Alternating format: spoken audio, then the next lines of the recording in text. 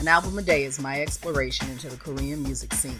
This podcast will cover mainstream, indie, and some underground artists within the scene and provide both factual and opinionated commentary. The biggest benefit to sharing my thoughts this way is that it will hopefully expose you to more great music and exploration of your own. A funny thing happened on the way to this particular group. My goodness. Just realizing, okay, let's clear this up. Let's start this over. May 2009, YG Entertainment debuted girl group 21. And then a month later, Cube Entertainment debuted girl group 4Minute. And had it not been for me discovering 21 first, I probably would have ended up being a Fornia instead of a Blackjack. It's blowing my mind right now. Like, I wish y'all could see my face, how in shock I am. But, you know, things happen the way they do for a reason. And even with these groups who both disbanded in 2016, the paths that they rode were very parallel, but the processes were very different. And the music was, we'll get into that. I'm excited to talk about this group. I'm excited to talk about their debut album, and we'll get into all of it right after the jump. You're tuned into an album a day. Show start. Want to hear music from the artists reviewed on this podcast? Then you have to check out the hashtag A3Day Highlights playlist on Spotify. You can enjoy songs mentioned from select episodes, as well as experience music from new and favorite artists. Start listening with the free Spotify account today. Okay, I think I'm over my initial shock. It's genuine, y'all. It's for real. Let's get into this. Cube Entertainment in 2009 debuted 4Minute. It was a 5-member girl group. Their leader's name was Jihyun. You had Gayoon, Jiyoon, who I adore. So Hyun, who was the Magne, and HyunA, where I don't even have to say her last name. Her surname's not necessary. HyunA can say just the first name, and you know exactly who I'm talking about. They were a dance pop group, definitely heavily dance pop and R&B. And of course, the same composition as most of the groups in idol music. You have your vocalists and you have your rappers. So they were really big on having an edgy style, and they really ushered in a large fan base from females, just a lot of support, much the same as 21. I'm going to be going back and forth quite a bit in terms of talking about this debut versus the ladies who came before them. And I have joked for a long time, for years at this point, that I used to call the group HyunA and them. HyunA and them, or HyunA and the others. But historically, when they were getting prepared for debut, they actually were unofficially called the HyunA group. And there's a reason for that. And this is where everything diverts in terms of how things happen the way they do for a reason in the processes. The process was different. 21 was put together developmentally with people who had not been on any other label. And that was that. Not this group, not these ladies. They brought in a Wonder Girl, a former Wonder Girl. So HyunA started off with Wonder Girls, and she was a part of their debut, but she left the group, left the JYP Entertainment label for her own reasons, and then eventually made her way over to Cube Entertainment and basically had the whole label on her back at one point in time. We'll talk about that later down the line for 4Minute, as well as even further than that when we start looking at her solo work. So Wonder Girls were / are still a force to reckon with within the industry. They did some things that no one else had accomplished. So there was some drip, some sauce, if you will, that was already there, that was anticipated to trickle off into this group. So HyunA was announced as the first member of the group. And then the next member was Jihyun. And then they just clumped everybody else together. So you see right off rip, right off rip, they already establishing the HyunA and them aspect of it. No, she's not the leader, but she is the focus of the group. She's the center, if nothing else, and she's commanding. She had already had experience pre-debut, so to come and debut again in a totally different group, that's a big deal. And for a woman, it's an even bigger deal because she left a completely successful group and helped 4Minute blaze their own trail of success. So the first album that they did, before we get into that, I want to make sure to at least let you know a little bit about their discography. Even though they were together for a good chunk of time, they were together from 2009 to 2016. They ultimately only released 2 studio albums, 2 video albums. They did 1 compilation album. They had 24 music videos. All the music videos are dope. Like, I encourage you to just pull up some, preferably like crazy, just out of boredom, just watch that black and white video and be blown away. But it's gonna be a while before we get to that album. It'll be a few days before we get to that one. So they did 7 EPs. Their debut is an EP, and 17 singles, 6 soundtrack albums. For the album that we're looking, excuse me, got myself choked up. Sexy noises, flirting with all of y'all. Take what I give you. For their debut, for Muzik, MUZ as in zebra, IK. And yes, I know some of you North American listeners are like, zebra, first and foremost, we're going to remove the K-pop aspect out of all of this, and I'm going to give you some linguistics right quick because that's what I do. That's my profession. Like, we say zebra and we're not correct. It's zebra. All right. So MUZIK was released August 28th, 2009. It peaked at number 2 on the Korean charts, and it had some interesting things going on with it. At the time of this recording, it sold 32,624 album units, not albums, units. Let's get it right. And it was a pretty dynamic introduction. The title track of it was Hot Issues, like that was the big deal song. The title track is Muzik, and it was used to promote the mini album. But their debut single was Hot Issues, which is like number 3 on the album. So there's 7 songs on the original distribution of it. It's 22 minutes. It's anthemic, it's dancey, it's every fiber of what music in the late 2000s, early 2010s were. And ironically, it sounds much like the things I was producing when I first got into music production a few years ago.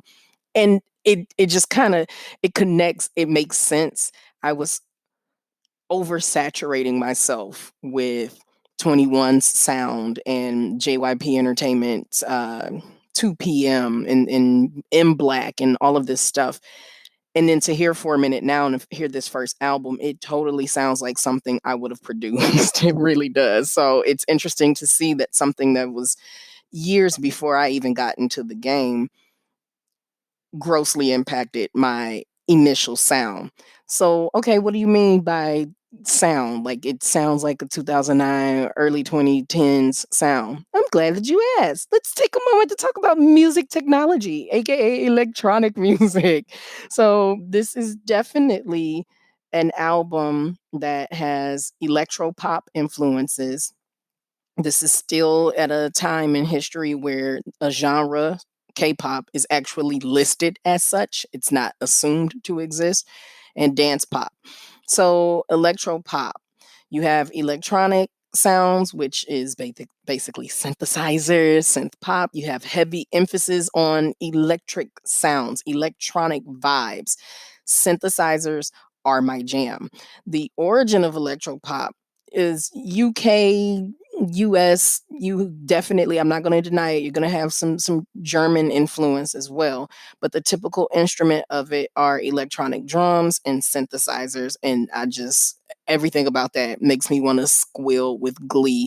You've got more computerized sound effects, Audio was still digitally worked, which this isn't something new. This wasn't innovated at this time because music has been electronically produced for quite some time.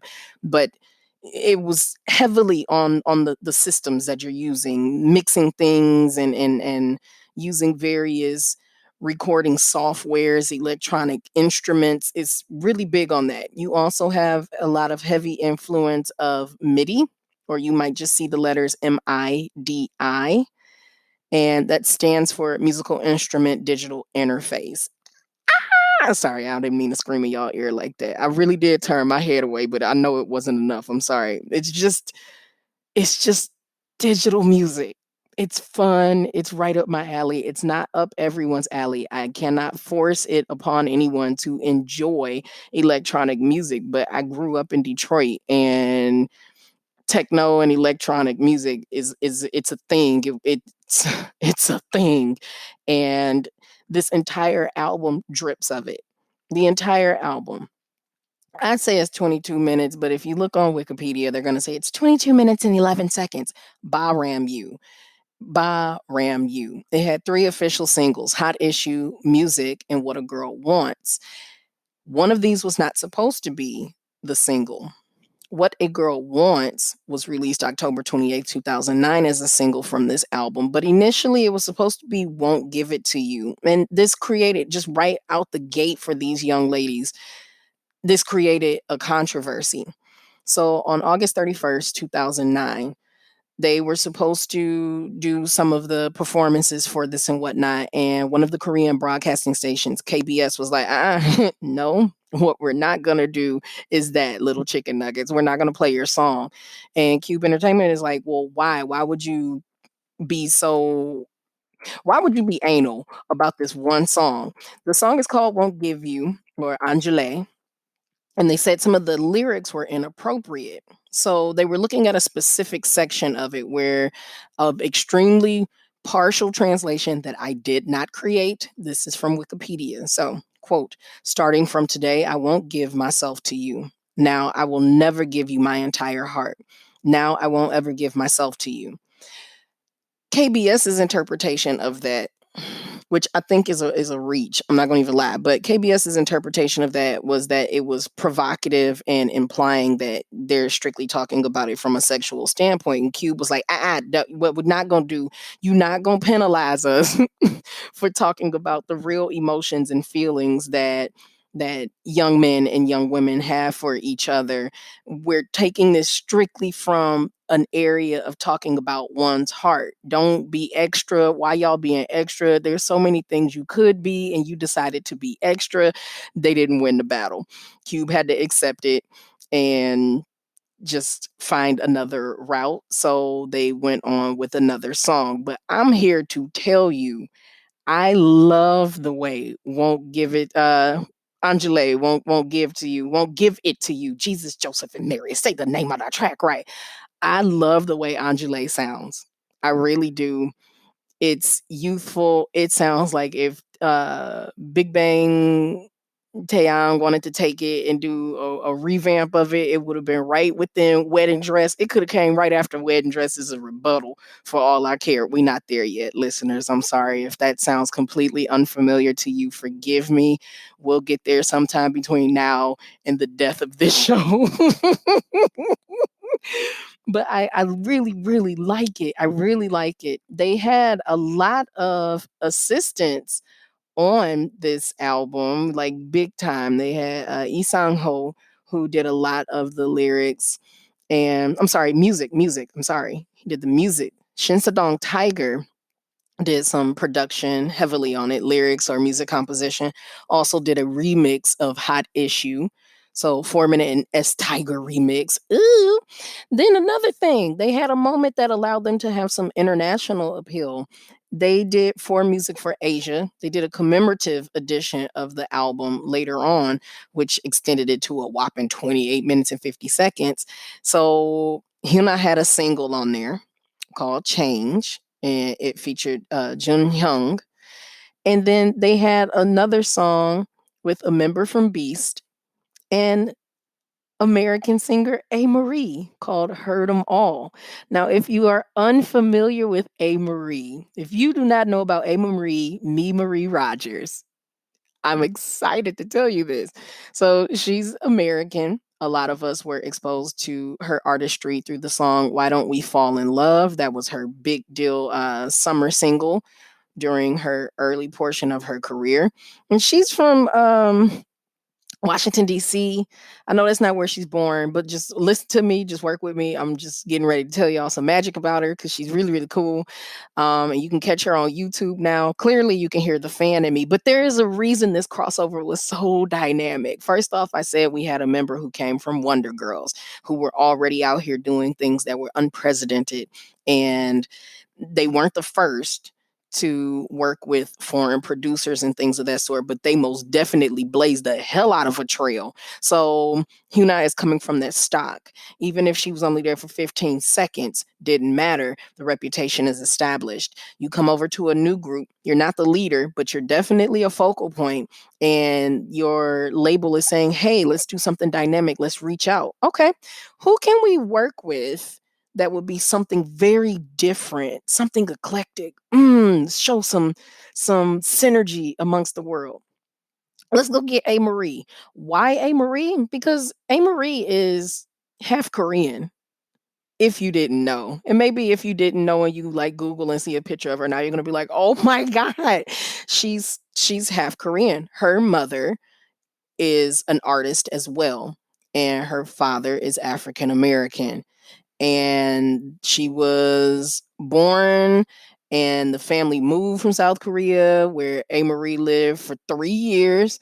This is a whole military thing, whatever. It happens, it's common, but you get this woman who visibly appears black in 2009 where the industry is still grossly emulating what they see in American pop entertainment, which is heavily black influenced, even if the stars are not of a black culture, if you will. And I don't know why I said a black culture, but we're gonna leave it in there because it could be some caveats to that. Whatever. So you go and you get her to do this. And I remember there were videos of it and whatnot. You can probably still see it on YouTube of her interacting with 4 Minute and the little bit of Korean that she can recall versus them communicating with her with the English that they have.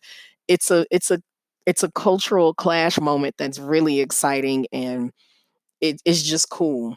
So back to the music, back to the album. For music, this album is fun.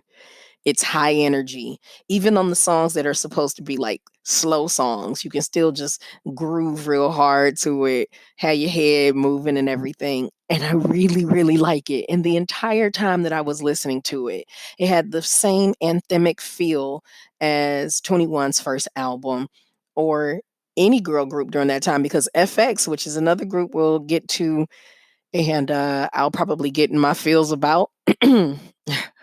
I'll probably get in my feels about them. Their debut album was very anthemic as well. So this was just a reflection of that time. And I have a bias towards that. Bias aside, it's imperative to put together a cohesive album, something that's fun from start to finish, that doesn't seem like it's all over the place. We've listened to some debut albums that felt like they were all over the place. Case in point, 2 p.m.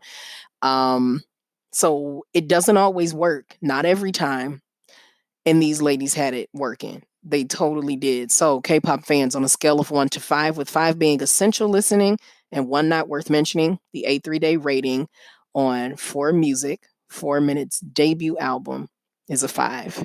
It's wonderful. It's fun. It doesn't sound dated, which, no shock there. The album is only 11 years old. So it still has the capacity to not sound ancient, but man, it's enjoyable. It's a good album, and I really hope that you're inspired to check it out, listen to it, make your own opinions, and get as excited about the women as I am. I'm with this revealing what it's revealed to me because, like I said, I had no anticipation of having my socks blown off in any way. I just knew to expect something. I didn't expect this. I really didn't. So we're going to come back tomorrow and focus on another album that is getting ready to celebrate its 10-year anniversary on May 19th. So I'm really excited. I'm excited. And it's just really, really, had I heard them first instead of HyunA on her own, I would have been a Fornia. I would have been all kinds of 4-minute mania with my pearl purple going on instead of my pink for blackjack. Man, that's just wild. That's wild. And you just gonna ride this wild ride with me, all right? I'll catch you in the next episode. Bye, y'all. Your favorite foreign Korean music historian exploring all the industry from A to Z.